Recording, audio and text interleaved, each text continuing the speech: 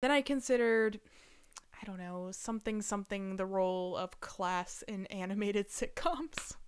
I don't know, is that anything? Is that engaging?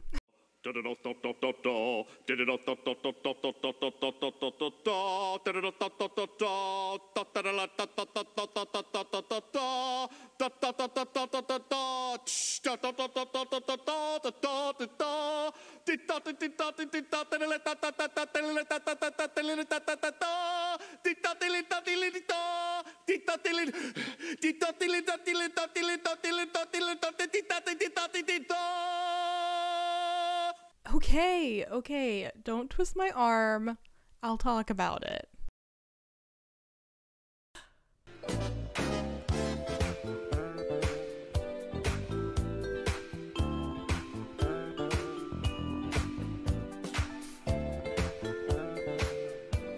And all I've got to offer is sensitivity, intelligence, and charm.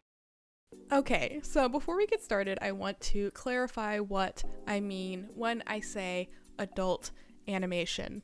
Because when I was telling my friends and David about the topic for this video, a lot of them kind of raised an eyebrow. So when I say adult animation, what I don't mean is porn. I don't mean porn, and I also don't mean anime. I mean Western adult animation, things like Family Guy, South Park, etc. The trend in Western animation that arguably started with The Simpsons in the 80s. Cartoons that say bad words and have sex, but not on screen. It's not porn. Anyway. So now that that's out of the way, LOL, what exactly is this video going to be about? Class in adult animation, that's pretty broad.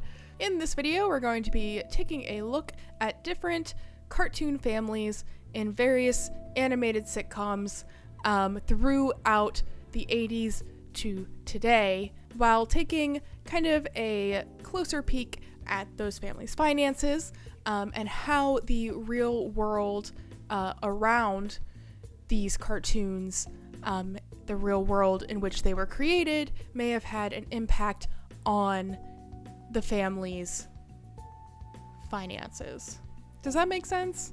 We're going to be splitting these cartoon families into 3 different eras: the 80s to the early 2000s, Great Recession era, and then 2010 to present. So where better to start than where the adult animation trend started to begin with? Let's talk about The Simpsons.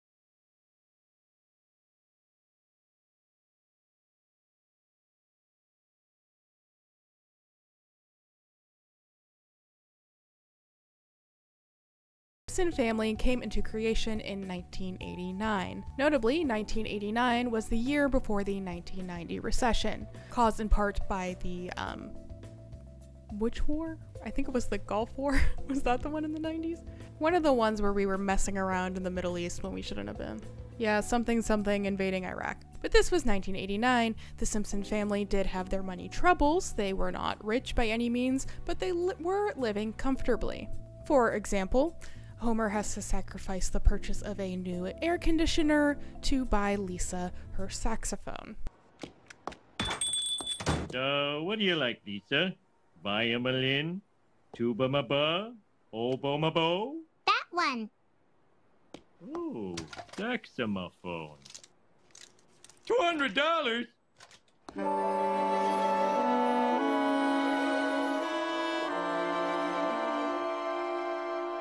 Oh, I'll take it.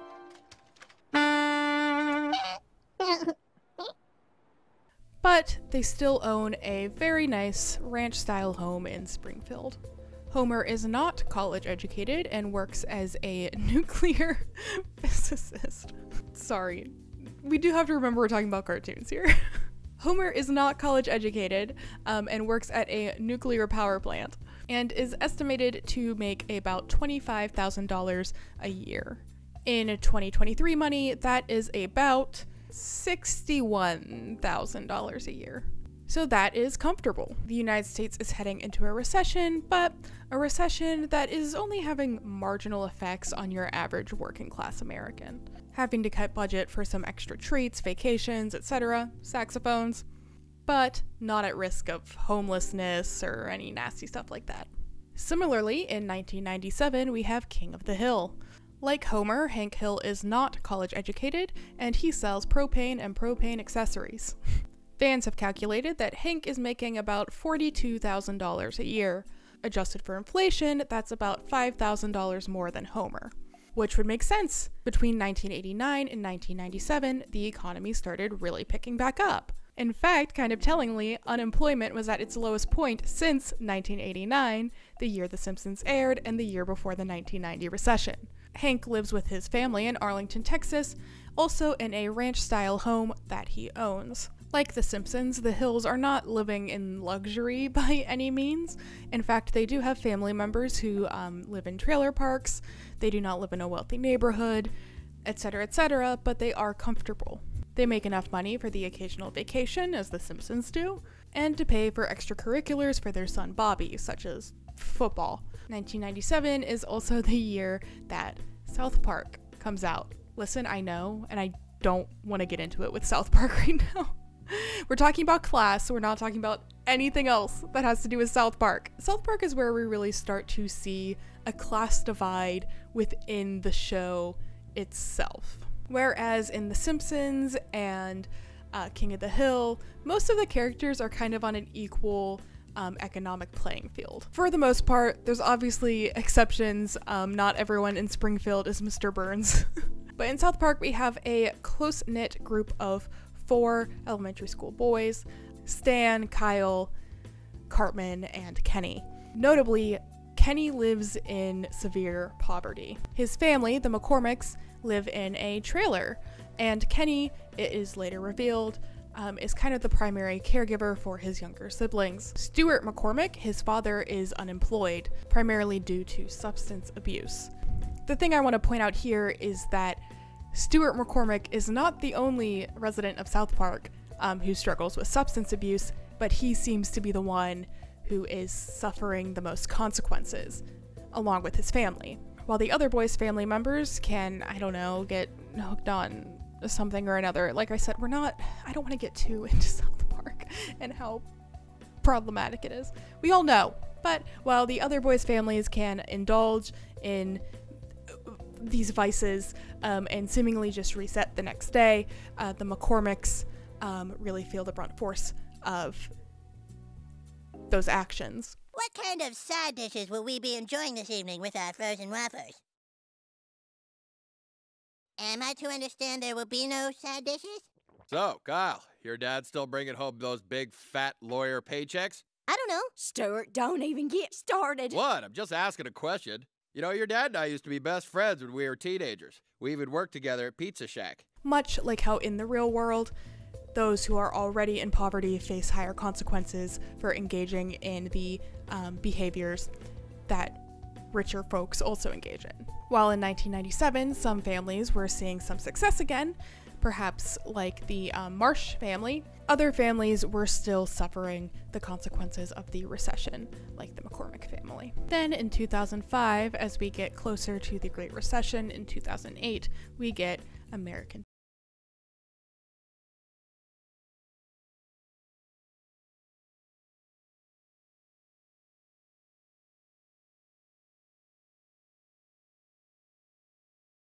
American Dad is kind of the sister show of Family Guy, both created by Seth MacFarlane. Family Guy has been running for much longer. Many would argue that American Dad is the better show, though. I chose American Dad to talk about specifically when it came to the Great Recession era for one reason. And it's because American Dad kind of shies away from class. The show focuses on the Smith family and the patriarch Stan Smith, who is a Republican CIA agent living in Langley Falls. Based on that synopsis alone, you can probably assume that the show has a lot to do with politics. And it does do a lot with politics. But something it doesn't really do a lot with is the family's finances. Where in the past we had the Simpsons having to forego air conditioning for a saxophone, now we have the Smith family just kind of living, kind of fine. And I think this points to a change in the American mindset, and that's, we don't want to think about it. At this point, for everyday Americans, the real world economic situation was weighing very heavily, and when they watched TV, they didn't want to think about their own failing finances. Now, there are some exceptions, like the episode where Stan becomes homeless and tries to pull himself up by his bootstraps to prove a point to his liberal daughter Haley. Instead, he of course proves the point that bootstrapping is kind of a myth. New plan, baby. New Pontiac Aztec plan. What? We can't live there. That's how dumb people live on minimum wage. This is how smart people live on minimum wage. So we're gonna live in a car? It's not just a car, it's a tent on wheels. But how can we afford this? We only have $938 for the whole month. I only paid $400 for this bad boy. 400? How? Well, first I had to find a Pontiac dealership, which wasn't easy. Then I told them I wanted to buy an Aztec. Then I paid them $400. So between the car and the money we wasted on that apartment, we have less than $200 left. What are we supposed to eat? Potatoes and rice. So when these economic hardships are depicted, they're depicted in a way that kind of say, listen, the system has failed you. Stan is an idiot, the Smith family is an exception. They'll sometimes see the struggling economy affecting those around them, but it never really touches the family themselves. And throughout the Great Recession, this attitude towards depicting economic hardships in adult animation kind of continued until 2011. What happened in 2011, you ask?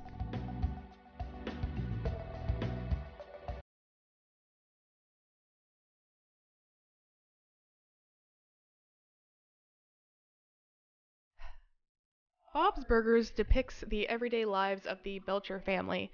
The patriarch Bob owns a burger chain called Bob's Burgers, and the family lives in a rented apartment above the restaurant. The show often depicts the Belcher family's very livelihood being at risk week to week. They're often late on rent payments, making comments about how they can't afford certain things, trying different schemes to bring more business in, etc., etc. So let's crunch the numbers.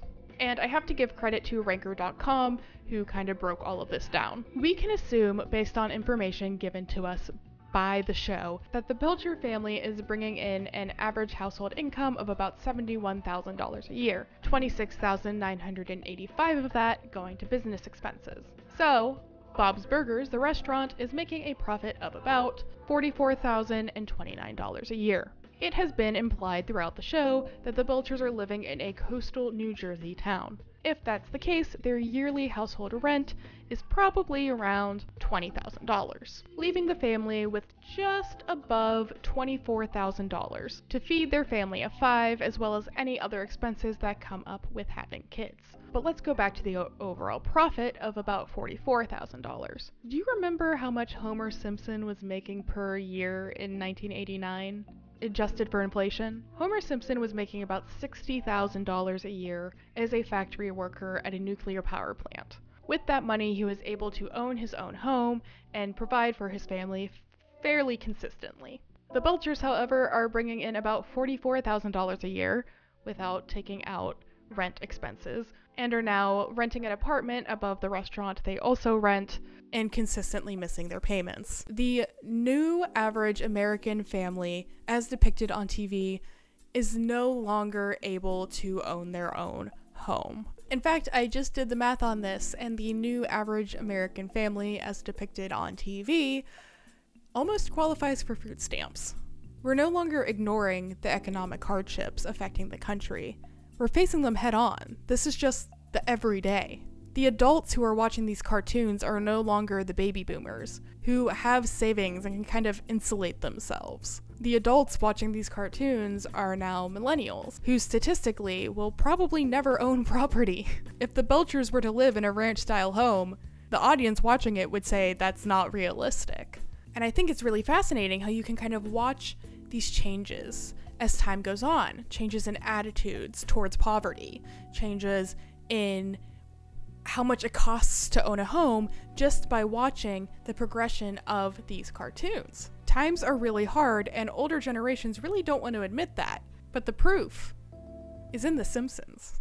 Remember, everybody, stick to the script. Rent hike, rent strike. Oh, look! I thought I heard the pitter-patter of little tenant feet. Everyone, have a welcome mojito! Wow, mojitos. This is going good, Bobby. Mojito, Bob? Not for me, thanks. Oh, nonsense. It's mojito weather. I don't want a mojito. Linda, mojito? Sure! Atta girl. Mr. Fischoeder, we've prepared a few words for you. Just, give me a second. I'm gonna put the mojito down. Oh, well, that's a safe place to put it. The dictionary defines rent as a... This is an old draft. Let me just skip ahead. Here we go.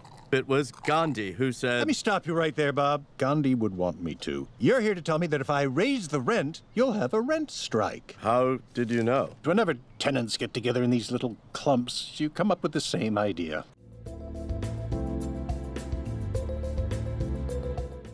Hey guys, welcome back. I know I took March off. I was doing some community theater and didn't have time.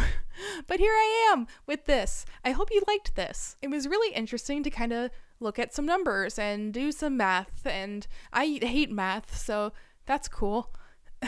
If you liked the video, why not give it a thumbs up? If you want to see more content like this, why not hit that subscribe button? On my channel, I usually talk about some sort of media, whether that be TV, movies, books, video games, and how that media relates to our real world, usually dressed in some stupid costume. If you would like to support the channel, links to my Patreon and some merch are down in the link tree below.